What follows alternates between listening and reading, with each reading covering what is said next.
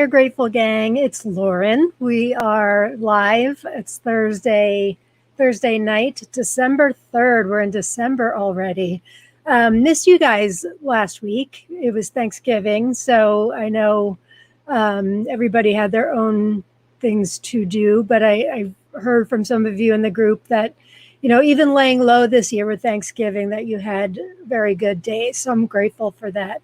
But I'm glad to be back with you all this week. We've got a great show tonight, I think.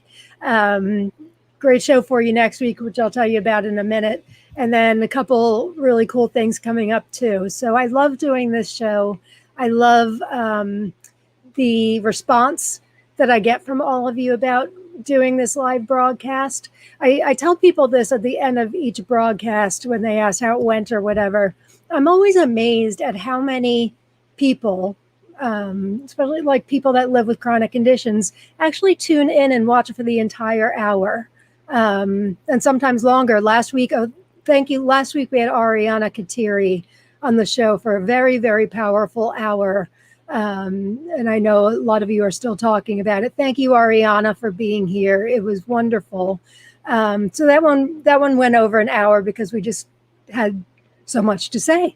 But I do try to keep it to an hour. But I am amazed that you guys all tune, if you are able to tune in live, that you're here for the entire hour. And those that watch it afterwards, honestly, I'll be completely honest with you. If I look at a video and I really want to watch it and I see that the time is an hour, I'll be like, I will. So I'm really glad that you find this show is beneficial to you. It's beneficial to me. I like that we do this town hall atmosphere because I learn from you guys what I hope you learn from me and our guests. So speaking of guests, I'll just say this now. Next week, I have a personal friend coming on the show. Her name is Gwyn Anajar, and she is a life coach.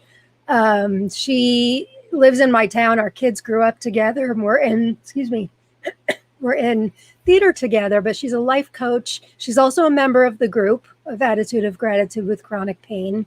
And she's going to be coming and talking about, what did we say, Gwyn? It was listening to your inner wisdom. She's got some fabulous ideas. A lot of it is kind of similar stuff to what Judith Orloff was teaching us a few weeks ago, talking to us about.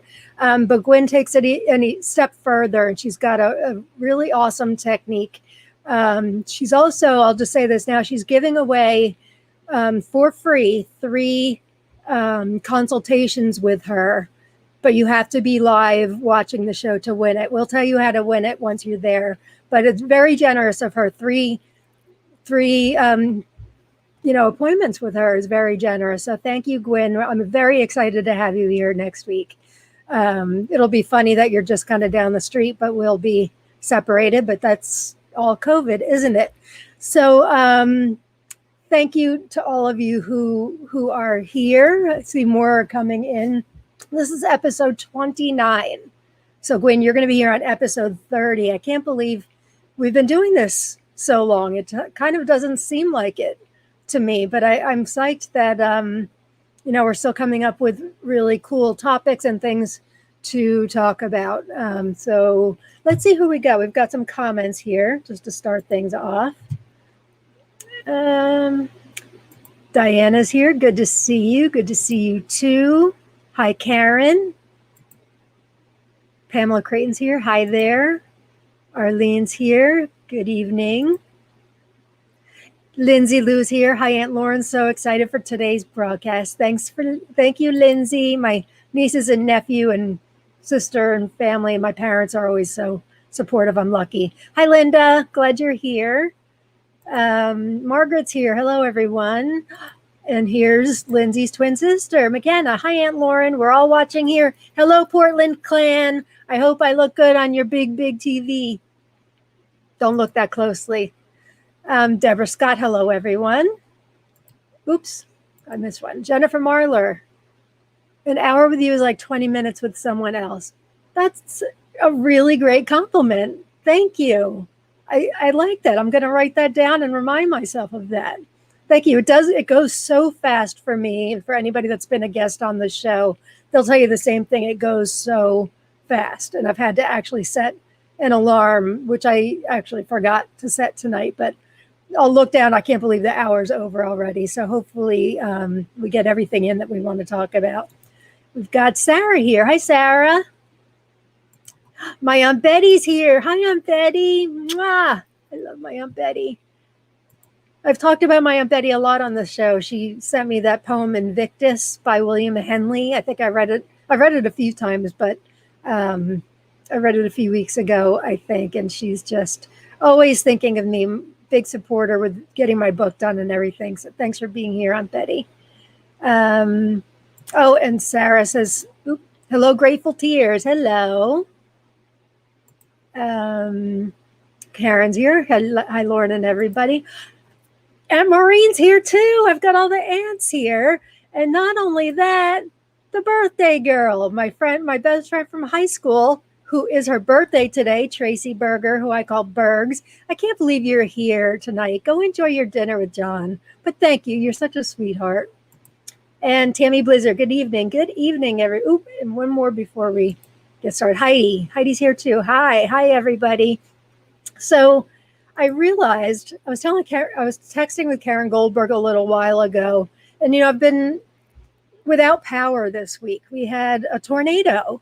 For those of you that didn't know, if you're not in the group, we had a wicked rainstorm on Monday afternoon, and it was just raining. I guess it was raining a lot of places, but all of a sudden, like around 2 o'clock, 2:30, we hear this crazy noise. And if you've ever been near a tornado, you know exactly what the noise is. Rob kind of described it as a train.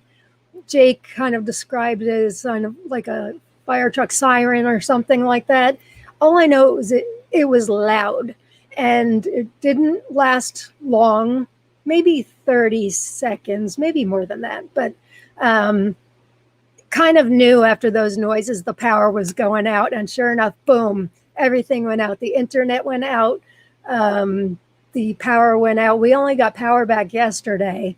So it's just, New Jersey's not known for tornadoes, and especially at the end of November. So it's kind of funny. But so I wasn't sure if I was going to be able to broadcast this week. But thankfully, yesterday when we got power back, I'm like, I think we'll be good. So I only started advertising the show yesterday. And I knew what the topic came to me, and I thought it was a really good one because we've talked about bits and pieces of the power of using our word and what our words do to us and for other people in our lives. But I realized that I put in the advertisement the power of the word. And I realized that could be confusing to people possibly, because the word is what some people refer to as the Bible. And I don't have that for you tonight. Unfortunately, I apologize if that's what you are here for, but the power of our words for us and for those around us and our own well-being is what I wanted to talk about tonight. And there's just so much to talk about in my research. Like I could have really done 6 hours more of research.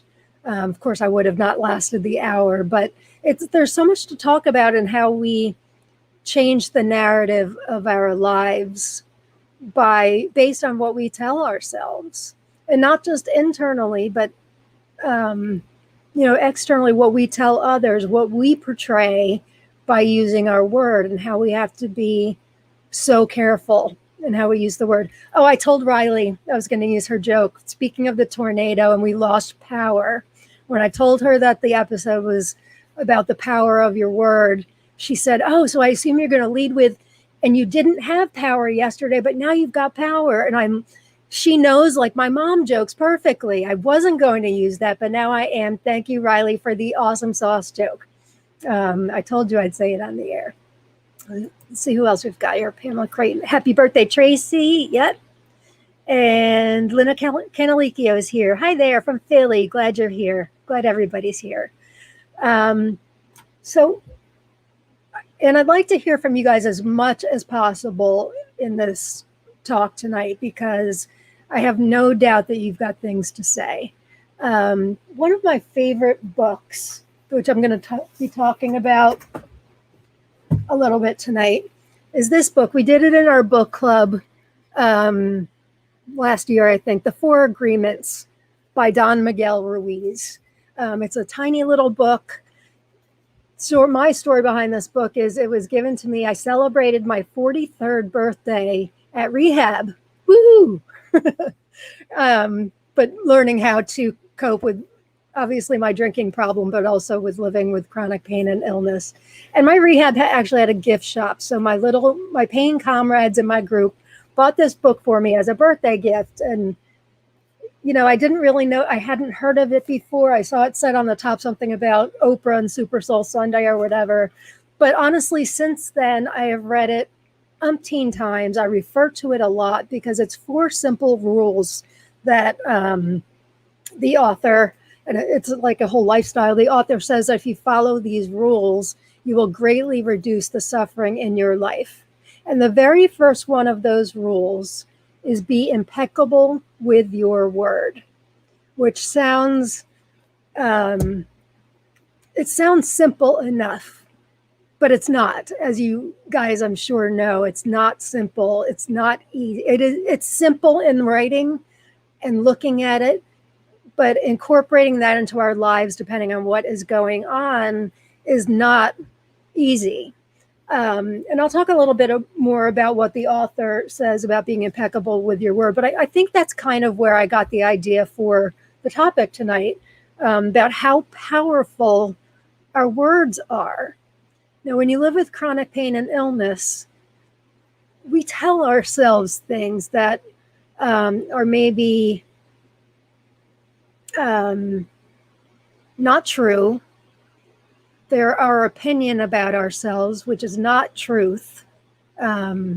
We think it's truth. It's truth according to us, depending on the lens we're looking through. But it's not truth. So we can change our narrative to whatever we want it to be. But I was thinking of some of the other ways that words are so powerful. And I'd love to hear you guys comment on what reasons you think that words are so powerful. But some of the ones I came up with, that words have the power to change a life. I mean, that's power. That is infinite power. It's manifesting our lives. It can change somebody else's life. Something somebody said to you once could change the entire course of your life if you believe what they have to say. Making assumptions, which is actually one of I think it's the second rule of Don Miguel Ruiz's 4 agreements, is don't make assumptions, don't take anything personally, and always do your best. Those are the 4. And I usually forget one out of the 4, but tonight I remembered, so that's good.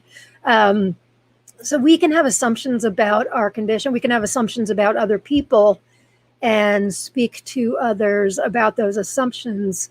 That can be very dangerous too. So anyway, they have the power to change a life, for ourselves and for others, and that's good ways or bad ways. They've started wars. Adolf Hitler, need I say more? I mean, his words started a very bad and disgusting war that didn't have to happen, and people believed it. They have the power to lead to lost relationships or gain new ones, and that on a positive. But especially in this day and age of texting, we have to be so careful with our words, and maybe use an emoji or two to kind of put across lost tone is lost. When you lose the tone of something, it really can change the meaning of it. I know I've experienced that myself. I'm not sure if you guys have had that experience, and I would love to hear it if you have. But I've lost relationships based on misunderstanding of words, and it can be kind of heartbreaking. And when you're misunderstood and what your meaning is, that's an awful, awful feeling for me, at least, because it's frustrating when you know you meant something and that's not how it came across. So thankfully, emojis are good for us, little winks at the end of something so people don't know we're serious about teasing. I'm a big tease. If I am close to you, I tease you. Those of you know that who I'm very close to. That's like my endearing thing of love. But here's something else I do, and I was thinking of this today. When I do something that I feel is a mistake, I did something wrong, I did something that I don't think was maybe the smartest thing to do, I jump in and I make fun of myself. And I call that self-deprecating humor. But somebody brought this to my attention a few years ago. That's not what it is. And now when I think about it, I know that why I do that is I'll make fun of myself first so you can't do it to me and hurt me. And I do it all the time. I like to think it's me just teasing myself and having a good time with it. And yes, I recognize I made a mistake and that was really not smart and I won't do it again next time. But I also don't leave it alone. Like I'll keep going on with it. Like, hey, remember, blah, blah, blah. So now that I'm really aware of why I do that, I have to watch that. I'm not sure what I need to do exactly, but I have to watch that. But that's what I came to realize today is it's because I don't want you to get to me first. I want to put myself down so I don't give you any leverage to do it first. It's kind of sad. Let's see, I've got some comments here I want to touch on. Oh, Sarah says, my niece is very clever and witty. Don't I know it? All three of them are. Sarah Garrison says, perspective skews the truth and our view. So true. And our perspective, right, can be found by assumptions and what we think we know to be true, but isn't necessarily true.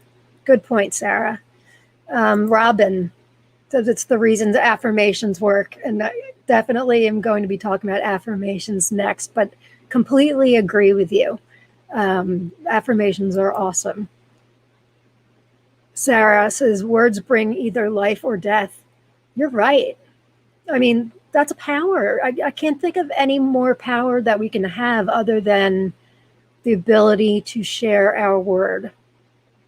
For me, with the line of work that I do, everything's based on my words. If you think about it, I work in the group all day long into the night sometimes, and it's always writing posts, making posts, all based on things that I want to portray to Attitude of Gratitude with Chronic Pain or my blog.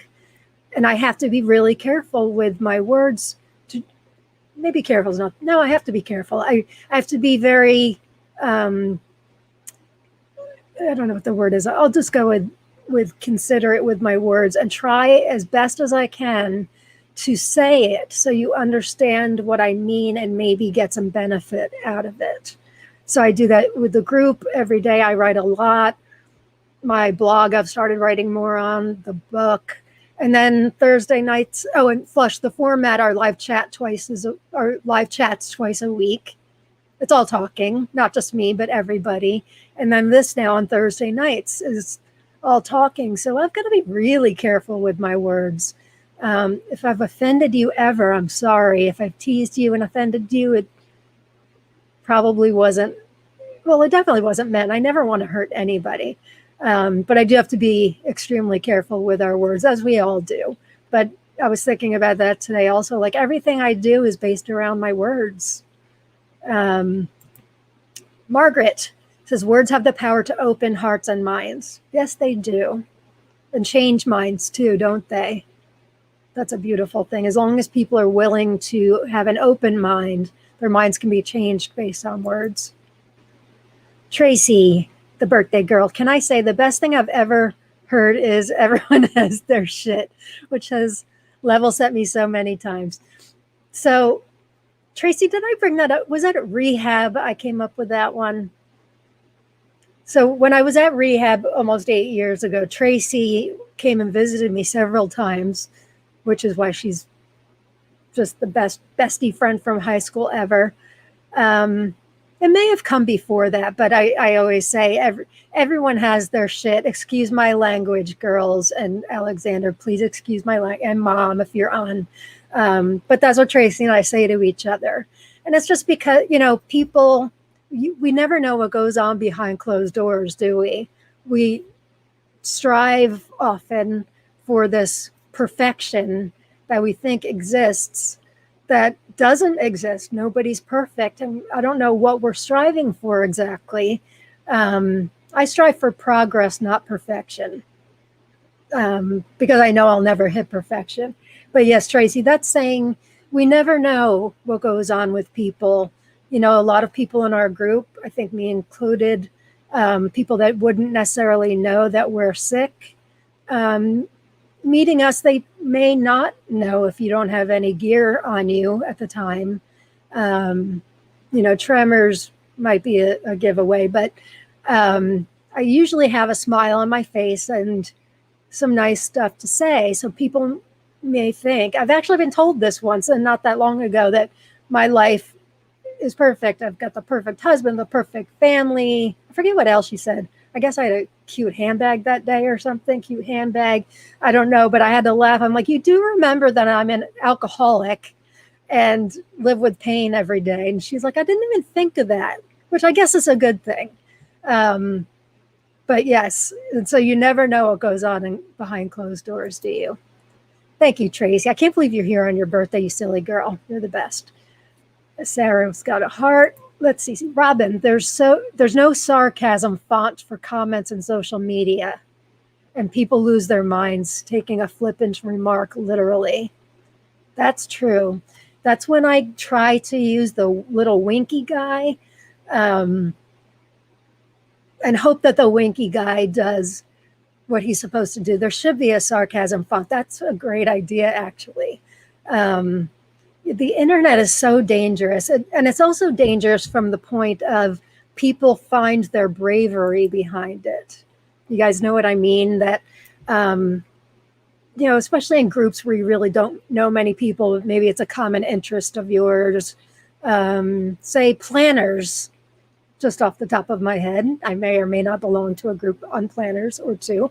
And not that there's much ugliness in a group on planners, but if people have something not nice to say, they feel a lot better doing it behind their screen, don't they? They're all brave, stuff that they would never, ever tell you in person. Or even if, I would even argue, even if you're on Zoom or a live chat or something, when you're looking in somebody's eyes, you wouldn't have the guts to say it. And there's just so much ugliness on Facebook, particularly around election time, which I cannot stand. It hurts me. It hurts me. I think we all know, not me. We all know that we need to be kinder to each other, not hide behind our keyboard. Don't say anything to anybody that you wouldn't say in person. These are real people we're dealing with. There was something just with our moderators in the group yesterday. One of the moderators mistook a tone of something somebody said, and it turned out to be completely different from what she thought, but she was very hurt by it before she knew what the real meaning was. And words have the power to do that. They just do. Thankfully it wasn't what she thought. Let's see. Denise is here. Hi, Denise. Karen, you have to be watchful with your words for sure. Denise, I'm so glad you're back. It's nice to have you back. Arlene says, words can be a motivator. They sure can. We're getting to the good stuff in a little while. That reminds me of something which I know I've told several times, but I'll tell you guys in a minute. Oh, Campbell's here too. Hi, Soupy. Oh, and I missed Climmy's here. Hi, Clem. Thanks for tuning in again. Oh, there's your winky face, Campbell. Thank you. That's the winky face I'm talking about. So On my screen, if you come up as Facebook user, that means in the dashboard that I use through this StreamYard, if you're watching me through the closed group Attitude of Gratitude with Chronic Pain, you have to allow StreamYard permission to use your name and your picture when you comment. And they usually do that when you come in, they ask your permission. So if you didn't give permission, you come up as Facebook user. So I know on your screen, your name comes up. On my screen, it doesn't. So I apologize, but it's a great comment. Absolutely, Lauren. We are depersonalized by Facebook. Yes, we could do a whole show on that, couldn't we? And Jen Leos is here. We sure need to be kinder with words and intent. Yep. And then hi, everyone. Hi, Jen. Oh, my shirt. I forgot about my shirt. For those of you just tuning in for the first time, probably not many, but I wear a different shirt each week, usually with something gratitude on it. But today does not have gratitude. In fact, it ties right into what we were just talking about. Oh, no, it doesn't. I'm wearing a different one. Good vibes. Good vibes. I thought I was wearing Be Kind. Good vibes. At least I'm wearing the same two shoes today, though. That's a good thing. Progress, not perfection. Thanks for the reminder, Arlene. Pamela Creighton left. I can't click on the link. I don't know if you can copy and paste the link, Pamela. She's got a favorite quote that she wants us to see. Oh, and it's Mary Watanis. Hi, Mary. Speaking of quotes, I have a few myself. But Pamela, if you can somehow or even type it out, we'd love to see it. I can't click on the link on my end, but I'm sure the viewers can on the chat. So let's see here. Let's find my quotes, shall we? Okay. Here's a great one by C.S. Lewis. Try to say the very thing you really mean, the whole of it, nothing more or less or other than what you really mean. That is the whole are and joy of words. Beautiful. Then there's this one. I'm sure you guys have seen this many times. Be who you are and say what you feel, because those who mind don't matter and those who matter don't mind. That's a good one. This one I learned in the rooms of Alcoholics Anonymous. Say what you mean, but don't say it mean. That's great advice, and that's one that I never forget. And then this one, take care how you speak to yourself because you are listening.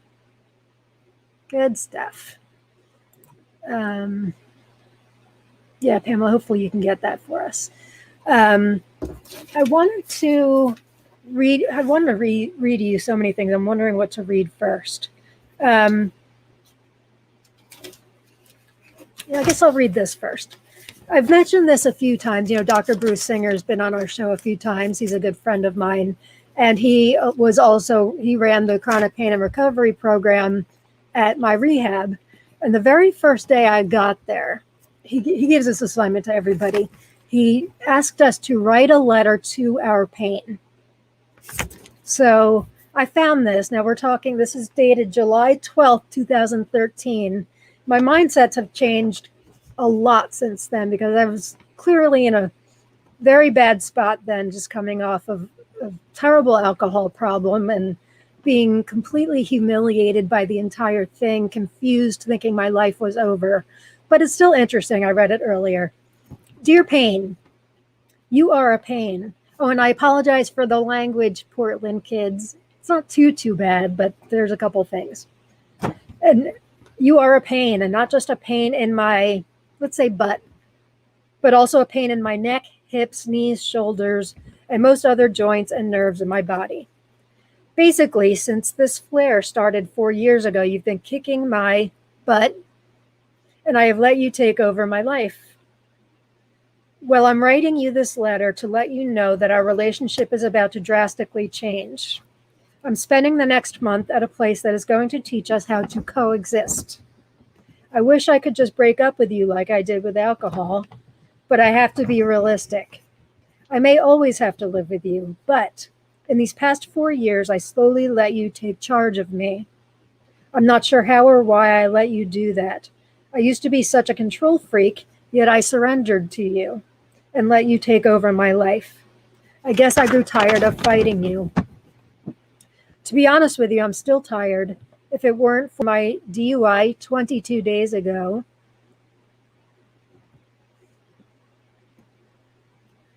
I can bring myself back to this moment very easily, which is a good thing because I never want to forget.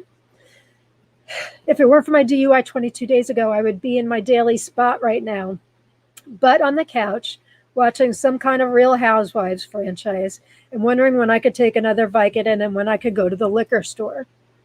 All of this because I let you take over. So if you could try to take it easy on me, I would appreciate it. But I need to let you know that I'm coming back stronger and in fighting form. So even on days where you choose to make me hurt the most, I vow to you that I will fight stronger. We can find a happy medium here. We just need to work together. Sincerely, Lauren. Then, as if that wasn't painful enough, then Dr. Singer decides he's going to be even more clever and say, now write a letter from your pain back to you. I didn't know how this was going to go. I didn't know what kind of a voice my pain had. I'm just going to pull up this quote real quickly. Betty. Everyone in the group should write this letter to themselves. Powerful. I completely agree. I know I've told many of you, I know Arlene did one. I know a few of you have done them, but I would offer this to you all as a great exercise for yourselves because it's very, very cathartic, especially this one, the one from the pain back to me, because, I always picture my pain as this big, bad, ugly, but it took on, as I started writing, it took on a very different, narrative, I guess I'd say. So this is dated a week later, July 19th, 2013. Dear Lauren, I truly am sorry that I've caused you so much pain over the years. But as you know, I come along with lupus and fibromyalgia. That's just the way it is. Nothing I can do about it. I read your letter, and I didn't realize how much you hated me.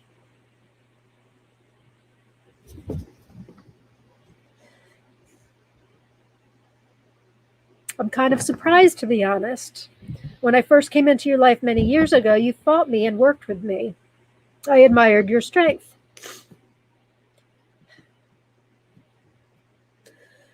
But for the past 4 years, you haven't fought me. I took over, and you seemed okay with that. Since you had fought me before, I assumed that you were just satisfied with me taking over. Obviously, I was wrong.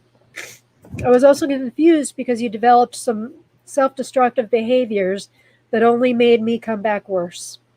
Why did you do that if you truly hate me so much? It just doesn't make sense. I truly don't mean you any harm. That surprised me. That really surprised me when I wrote that. I truly don't mean you any harm. Like I said, I will probably always be lingering around. Some days will be worse than others. I can't help that. But from the sounds of your letter to me, you are figuring out ways to cope with me better. Bring it on. I miss our fights.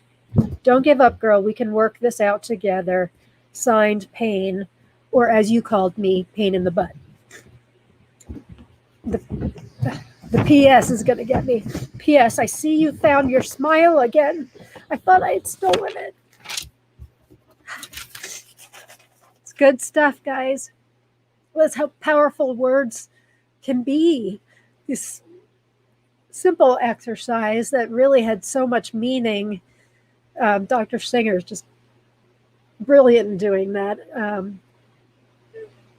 It stayed with me. I've kept it. I kept my entire binder from that entire month, and I used what I learned during that entire month to start AOG and to help all of us learn from each other how we can coexist better with our pain. So I wanted to get back into some of the ways we hurt ourselves. I still haven't finished the power that they have. Words are a form of energy and have a high impact on the way we feel and think. They can empower us or put us down big time. And they never go away. They can linger for our entire lives. And that's why we have to be so careful about it, because they can't be taken back. And they can change the course of somebody's day, in a good way. We talk about this all the time, saying something to somebody like a server in a restaurant. You're really good at what you do. I've seen smiles come across people's faces when things like that have been said. It just makes their day. So if that happens, what does a kind word to ourselves do for us? Because we're in need of kind words. We're usually, for the most part, especially in AOG, we're very kind to each other. But sometimes we're not always very kind to ourselves, and I don't know why that is. I think for me, maybe I expect more of myself, but I don't think that's an ego thing talking, but maybe it is. I don't expect that I'm more evolved than any of us in the group whatsoever. So I don't know why I should hold myself to a different standard, but I have heard out of my mouth very recently, as in fact, saying, "Oh, you're so stupid." Not meaning that I think I'm stupid, but I did something stupid. And so why do I need to say that? Why do I need, because our words, and once we say them, they're lingering out there. Why can't I opt to be as evolved as saying something like, well, that wasn't very smart. I know you're smarter than that. You can do better next time. Something like that would be a whole lot better than saying, you're so stupid. Take it from me. We don't want to do that. There was a story in the Four Agreements that I just reread today. The author, Don Miguel Ruiz, talked about, he knew of a story of a mom, a friend, I think it was somebody he used to work with. She had a really bad day at work that day and had a splitting headache. It was just a day that, we've all had those days. She just couldn't handle it anymore. Headaches pounding, bad day. Gets home and her daughter's there. Her daughter's the love of her life, needless to say. And her daughter is in a great mood. And she's singing and dancing and singing at the top of her lungs and just prancing around the house like everybody should, right? Like we all should. And out of the mother's mouth flows, and I know you guys know where this is going, she said something like, would you please stop? You sound terrible. You can't sing. Stop. That girl never sang again, according to Don Miguel Ruiz, or at least maybe for the next couple of years. Hopefully she read the Four Agreements and knows, number 3, not to take anything personally. But so she had in her mind that she wasn't a good singer based on that one bad moment that this woman had. That's so sad. And I know we can all relate to things like that, things that were said to us as children that may have stuck with us, and we believe that to be truth. But it's not. It's not truth at all. We have to not only not take it personally, don't make assumptions, but, words out of other people's mouths are not usually a reflection of us, I've learned. They're a reflection of themselves. I would like to hope that this mother apologized after that, but it still caused the daughter not to sing again for a long time. And I'm going to get to some more comments here. Okay, Pamela's got her quote. Before you speak, let your words pass through, oh, I know this one, I love this one, through 3 gates. Is it true? Is it necessary? And is it kind? I first heard that in AA too, and it's beautiful. Thank you for posting that for us. Completely forgot about that one. And that is like the Four Agreements. That's stuff to live by for sure. Thank you so much, Pamela. Oh, you love my quotes. Thank you, Karen. I'm so glad. And Denise. Arlene's got a green heart. Betty, everyone in the group should write this letter to themselves. Oh, I did that one already. Bears repeating. Write a letter to your pain and write a letter back from your pain. Maybe not in the same sitting. Give it, sit on the one you write to your pain for maybe a week like I did, a couple days, and then write a letter back from your pain, and you'll be surprised at what kind of voice that it takes on. Beautiful letter. Thank you, Jen. Beautiful letter. Thank you. Thank you, Karen. Tracy Bergs, you're killing me. No one could ever steal your smile. They did. I lost my own smile, but Dr. Singer and Silver Hill Hospital helped me find a way to get it back. It was gone for a while. You know that. Sarah, brilliant, very moving and powerful. Thank you. Arlene's got a blankie there. Denise, great job. Lauren, so proud of you. I love you. I love you too, sweetheart. Has starting AOG to help us all helped you? How? Oh, question for the moderator here.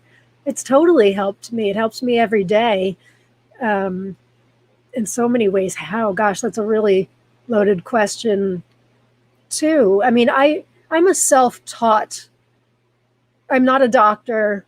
I'm a self-taught student of the human experience. I love sociology. I love the human experience. I love to find out why we act the way we do. I also am the type of person that when I find something good, I want to tell everybody about it. So I guess that's part of the reason why I started AOG. But you guys, I am no more knowledgeable than any of the other 5,500 members of our group. I mean, I have the experience of running the group, meeting a lot of people, being here every day since day one, almost 6 years. It's going to be 6 years, January 13 that we started it. So I've learned a lot, but we learn from each other. That's why I like these live broadcasts, is because it's not just me sharing with you. I share with you what I know to be true for me. I like when you guys share back what is true for you, and I love helping people. It's, and when I was going actively to my 12-step group AA, they're very big on doing service and finding that as a way to help yourself get better. And so I've always believed in doing service work. I had stopped it for kind of those 4 years. I did a lot of, PTA mom type stuff before I got super, super sick. And then I just let myself, fall prey to the pain and the alcohol, the pills, and all that stuff. By the way, not against pills. This is not an anti-pill group. I'm just telling you my experience. I really, alcohol was more my problem than anything else, and it was a big one. But yes, helping people helps me, and I would argue that to be true for anyone. It doesn't have to be on as big of a scale as starting a group, but just, a kind comment to somebody in the group can make somebody's day. There's those words again, right? Jen, thanks for that question. That is a great question. I've never been asked that before. What else was I going to say about that? How has it helped me? Oh, being without power for like 2.5, 3 days. That was terrible. I've always wondered, I feel so fortunate that if I have to be sick, I'm glad it's in this age of technology where we have StreamYard, where we have Zoom, where we have Facebook, so we can all connect, because I've done the isolating thing because I didn't think people wanted to hear me complain, and they don't, but we don't have to complain all the time. And I didn't want to trouble anybody with my problems, but I learned at Silver Hill that we need to be able to communicate with like-minded people like ourselves. It's really, really important. So I was able to private message people through my cell service, but I didn't have AOG for a couple of days, and I felt like I need it. I was desperate for it. So I'm very grateful that we have it. Arlene says, learning to talk to myself as I would talk with a loved one has been a gift I give to myself. It's not easy some days, but I strive to remember to be kind with myself. Good one, for sure. As a mother, I can relate to that story. You know what? I'm a mother too, and I have said things that are cringeworthy over the years, and hope that they haven't scarred my kids for life. I know they're awfully proud of me today, and they love me and want to spend time with me. So I guess I did something right. But yeah, definitely cringeworthy things over the years for sure. Heidi says, I always say, don't the person is, say the act is. Don't say the person is stupid. Say that the one act was stupid. I gotcha. A stupid person always does stupid stuff. No one always does stupid stuff. True. I was going to make some comment, but it was really self-deprecating, so I'm not going to do that. That's a really good point, Heidi. Thank you. Oh, Jen. My heart's no bigger than any of yours. You all joined a group where you can't complain and you have a lot to complain about. I think we all have, what does the Grinch say? Heart grew 100 times what it was at the end of the Grinch movie. I think we all do that in AOG. Helping people helps you too, and that's why you're a wonderful moderator of our group. And Arlene and Linda and Deborah, I thank all of you for that. I wanted to talk about affirmations. I haven't gotten to some of the, I feel like I'm talking about all the negative stuff. But there's some really good things we can do with our word too. And one of them is affirmations. We actually have, well, let me backtrack a little bit. When Amy was alive, she ran our journaling club, and she loved running the journaling club. It is now gratefully taken over by Deborah Immer Scott, who does a wonderful job with it. But Amy loved the months where she would post affirmations because she got so much engagement from the members. Everybody liked to type their affirmations, and she loved that. She loved getting the most engagement as she could. So when she passed away in March, and I was talking to Jen and Linda about something we could do to kind of honor Amy somehow. And I believe it was Linda's idea. She runs the group, but I'm pretty sure it was her idea too. Why don't we start a separate satellite group specifically for affirmations? So it's called Amy's AOG Affirmations. If you're not a member and would like to be one, you can look on our page. We have links to all of our satellite pages, and or you can just, it's Amy's AOG Affirmations. If you search that, it'll come up. But Linda has been running that ever since. I think we only started it maybe April, very soon after she passed away. Why are affirmations so important? Because they reinforce to us, they almost reprogram our brain. We can tell ourselves, anything we tell ourselves over and over, we're going to take as truth. So if I tell myself that I'm stupid over and over, I'm going to eventually think I'm stupid.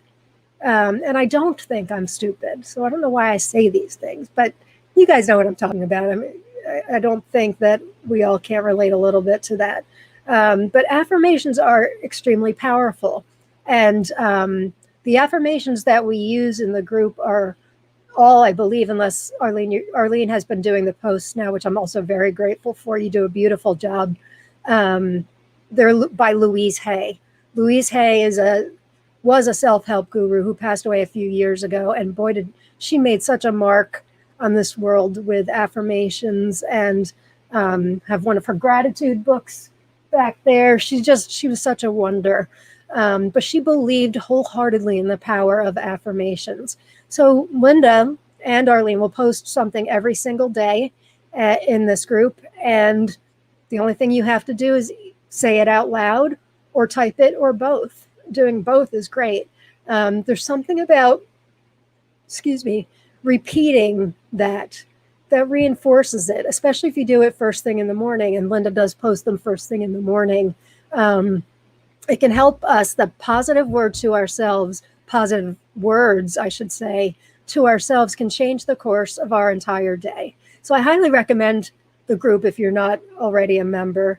And Louise Hay said about affirmations, she says, I monitor my self-talk, making sure it is supportive and uplifting for myself and others.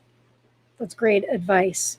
Her affirmations say they encourage us to believe certain things about ourselves that we may not necessarily think is true. we've talked a lot about gratitude. Well, obviously we talk a lot about gratitude, but sometimes there are days, many days probably, where we just are not feeling all that grateful. It's hard to find something to be grateful for. There are other days for me, I can be like, but on days of particular pain, it can be kind of difficult, which I never thought I'd say, but it can be.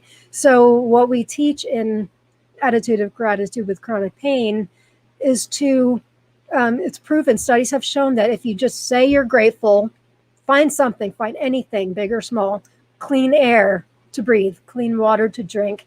The more you reinforce gratitude in yourself, you will reprogram yourself to be grateful. It's pretty cool. And so affirmations work the same way. They're designed to create self-change in us. And when you say something enough, you start to believe it. When we feel badly about ourselves and have a negative attitude, we tend to engage in self-defeating behaviors. That's a big one.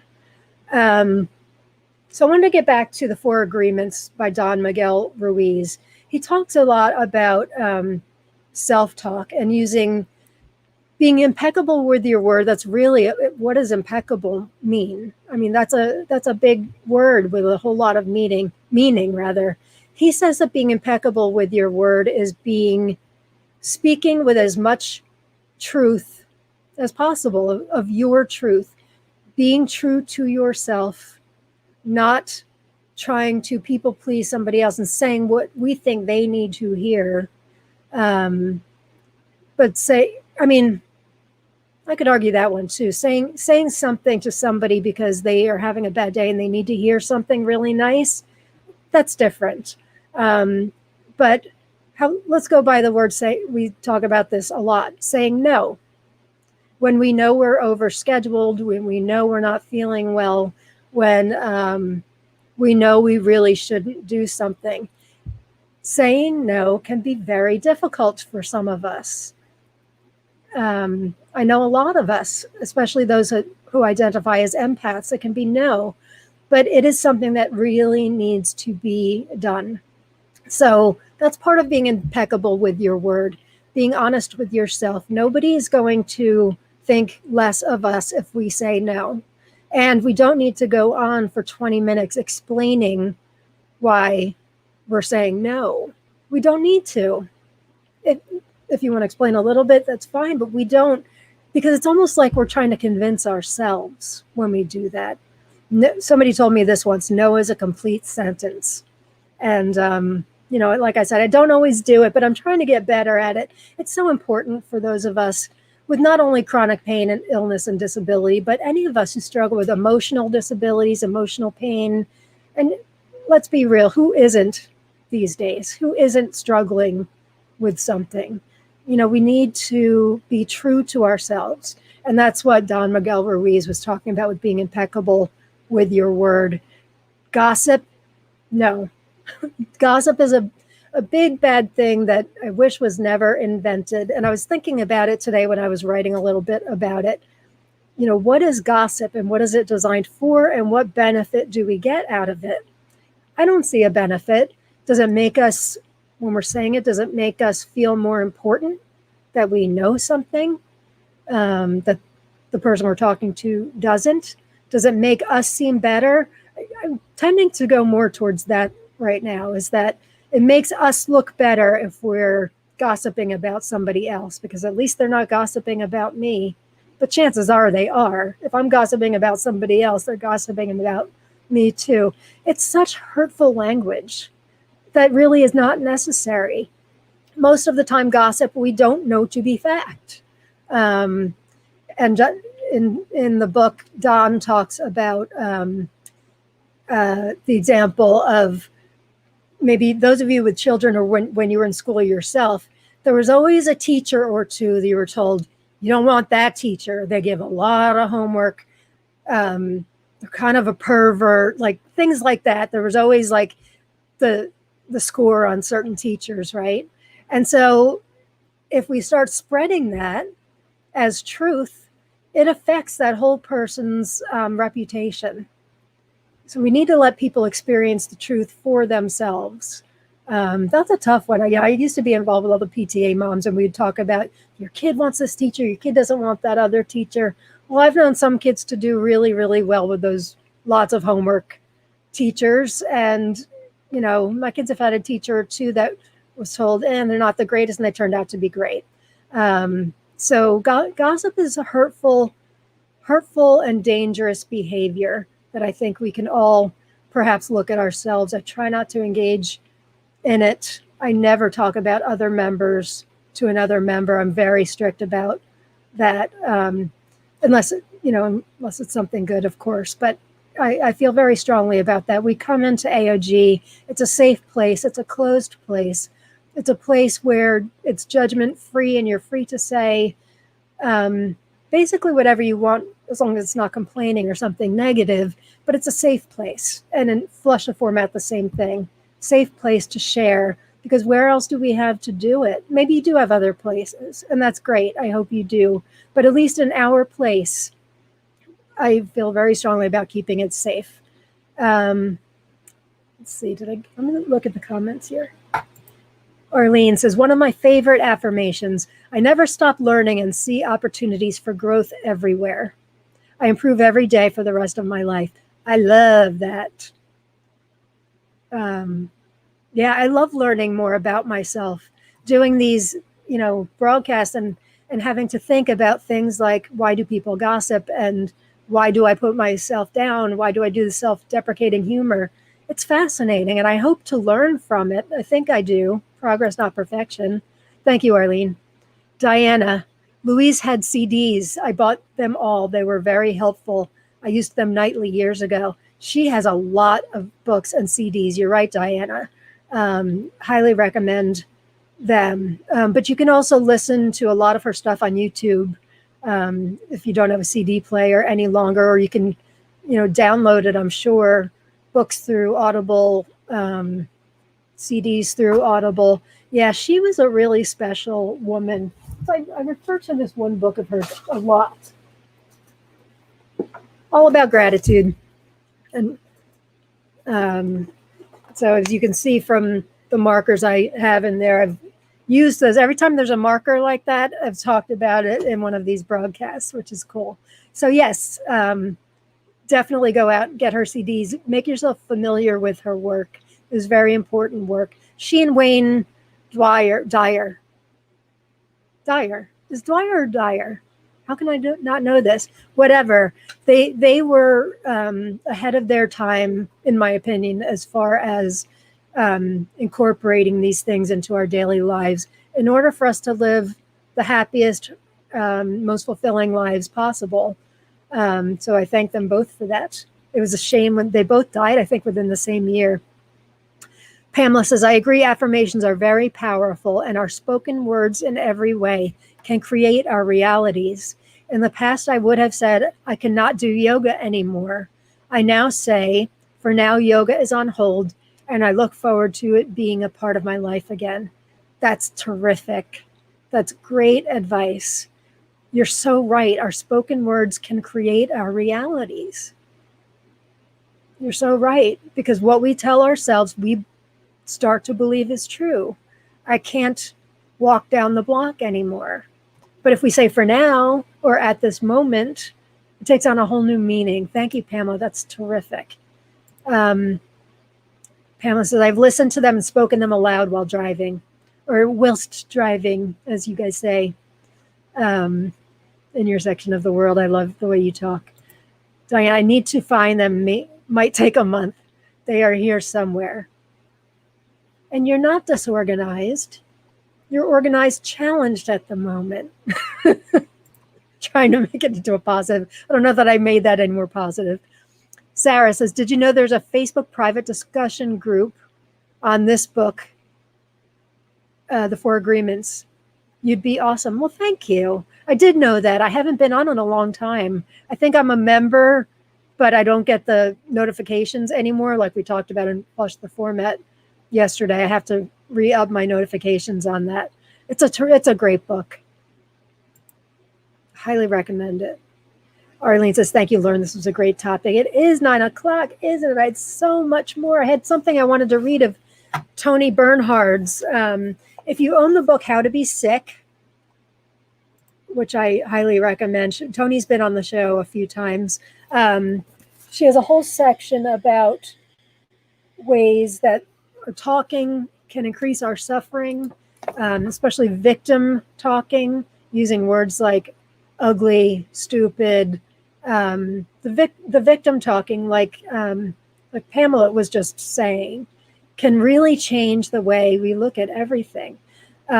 So maybe we need to do, I knew this was going to be an hour was going to be hard to get everything in because the topic I just knew lended itself to wonderful things to say. Hey, Dad's here. Thanks, Pop Pop. And Sarah, thanks again for more book recommendations.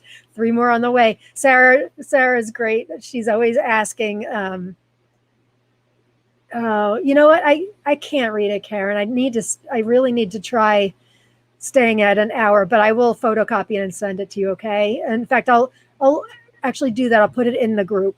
How about that? I'll put it in the group because not staying at an hour is really pushing it.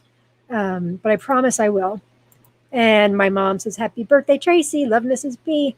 Okay, so thank you guys. Don't forget, next week, my friend and life coach, Gwen Anajar, will be with us talking about listening to our inner wisdom. It's going to be a fascinating hour, and gifts and prizes too. 3 sessions with her, free, but you have to watch live. So I encourage you to come to that. You're going, if you love Judith Orloff, you're going to love what she had to say. And I'm going to end with my brand new closing done by my little friend Hayden. There she is. Thank you all so much for being here. I love you all. Peace and love. Bye, gang.